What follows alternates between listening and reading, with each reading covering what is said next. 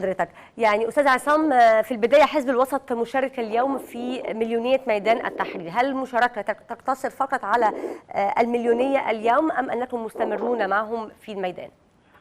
لا، احنا مستمرين طبعا مع كل الشباب والقوى الثورية والحزبية والقوى السياسية، لأن مطالب هذه المليونية لم تتحقق بعد، وأهمها إسقاط الإعلان الدستوري. هناك تحقق بحكم القضاء وهو إلغاء التغطية القضائية لرجال القوات المسلحة. بقي إلغاء الإعلان الدستوري وعودة مجلس الشعب إلى ممارسة عمله المنوط به وفقا للدستور، وهي مهمتي الرقابة والتشريع، الرقابة والتشريع. طب أستاذ عصام، نحن في انتظار أحكام قضائية بخصوص كل هذه الموضوعات، سواء في الأول في شهر يوليو أو في شهر سبتمبر. يعني في حالة إذا كانت هذه الأحكام تتفق أو لا تتفق مع رغبات المتظاهرين في ميدان التحرير، كيف سيكون رد الفعل؟ لا، يعني هذا مسار وهذا مسار، ولا ينبغي الخلط بينهما.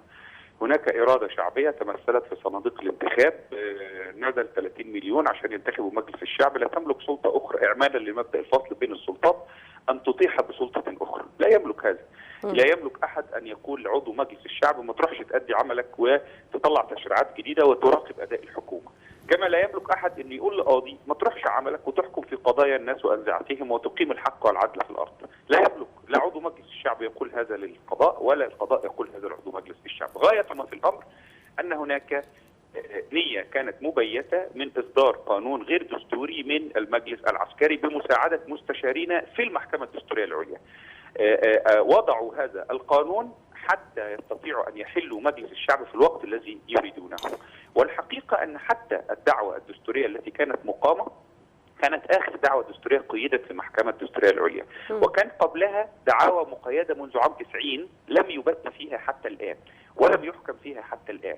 قدمت هذه الدعوة على غيرها من الدعاوى بالمخالفة لقانون المحكمة وبالمخالفة للجدول الموجود داخل المحكمة حتى يصدر حكم بحل مجلس الشعب، حتى نرى أنفسنا في هذا الموقف المحرج، ثم نقول هناك قضايا مرفوعة ينبغي انتظارها، أو هناك قضايا مرفوعة ماذا لو صدرت بشأنها أحكام في كذا وكذا.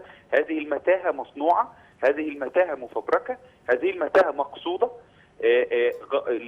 الذي يحدث في الميدان الآن وسوف يستمر هو أننا نريد الاستقرار، أننا نريد. أستاذ عصام، سمعنا عن فكرة أن يعني بعض الناس أو المحللين تحدثوا عن أن محكمة النقد هي التي المخول لها البت في عضوية أو صحة عضوية أعضاء مجلس الشعب، فهل ممكن أن يكون ذلك حلا قانونيا مرضيا إذا تم البت في في صحة عضوية ثلث أعضاء مجلس الشعب أو بالأحرى الحزبيين منهم؟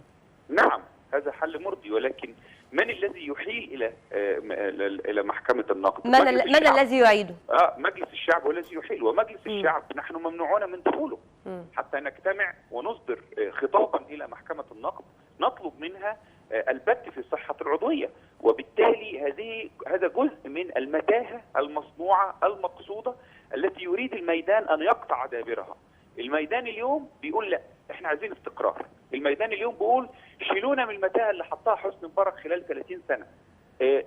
توزع الاختصاصات وتنوع الاختصاصات وتضارب الاختصاصات وتضارب الاحكام، وكلنا عارفين من الذي كان يفتخر بعدم تنفيذ الاحكام القضائيه. الذي كان يفتخر بعدم تنفيذ الاحكام القضائيه هو مبارك ورموز مبارك، والذي كان يسكت هم كثير من الرجال الذين يتكلمون الآن عن احترام أحكام القضاء. أستاذ عصام، أترى أن الرئيس المنتخب دكتور محمد مرسي يجد نفسه الآن في مأزق بأنه لا يستطيع أن ينفصل عن الثوار والمتظاهرين وعن جماعة الإخوان المسلمين والحرية والعدالة، وعن كونها الآن في أعلى سلطة في مصر رئيسا للدولة ملتزم بالدستور وبالقانون أو بالإعلان الدستوري القائم؟ أترى أنه في مأزق في هذه الحالة؟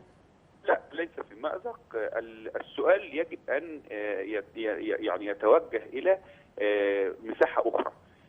المساحة التي تسألين عنها هي مساحة تلاقي ومساحة اتفاق بين الميدان وبين الدكتور محمد مرسي، ولكن السؤال يجب أن يتوجه إلى ما الذي يفعله سلطة أو الذي تفعله سلطة أخرى مثل المجلس العسكري في محاولة تقييد الدكتور محمد مرسي ونزع اختصاصاته بحيث يبدو أمام الناس ومنهم الميدان وامام المصريين جميعا وامام الداخل وامام الخارج شخص لا يفعل شيئا، يمر عليه الاسبوع ثم اسبوع ثم اسبوع ولا يستطيع ان يفعل شيئا لانه نزعت كل اختصاصاته.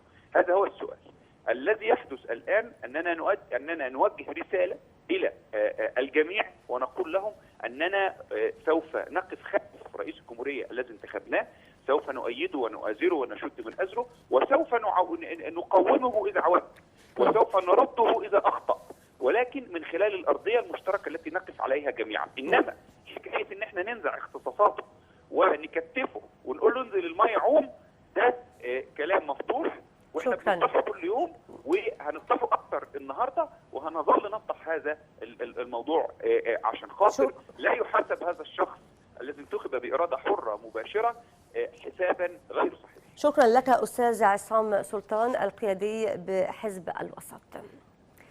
أعلن بيان صادر عن رئاسة الجمهورية أن الرئيس المنتخب محمد مرسي سوف يؤدي اليمين الدستورية أمام الجمعية العامة للمحكمة الدستورية العليا غدا السبت.